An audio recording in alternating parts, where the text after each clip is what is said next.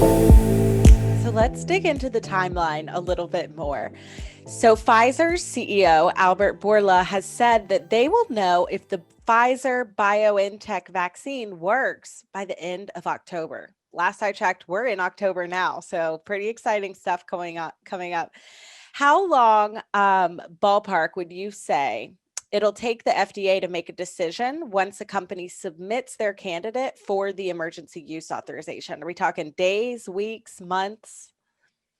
I My personal view is we're probably talking weeks. How many weeks is a, who knows.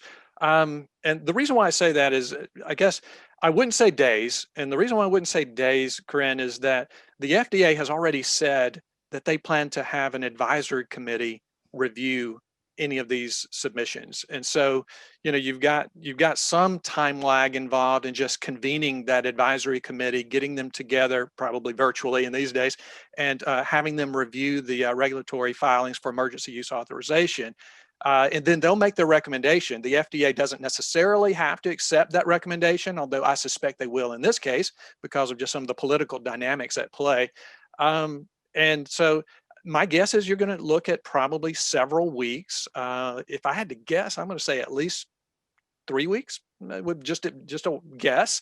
I won't hold Um, you to that. yeah, don't hold me to that. I wouldn't say that it's going to go on for months and months, though, because the FDA is also under a lot of pressure to try to make a vaccine available to Americans if they're comfortable that it's safe and effective. So my best guess is several weeks. I think at least 3 weeks. We could be looking at 6 weeks. I don't know, but I don't think it's going to be 5 days or 5 months.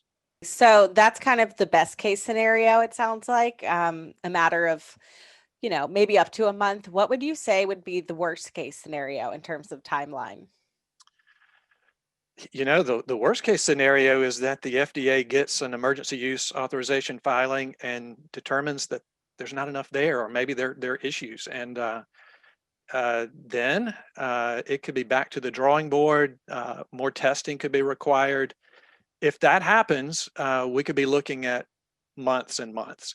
The real thing to look for there, though, is we have multiple late stage candidates, and so I think the chances that at least one of them is able to get an emergency use authorization is probably pretty good.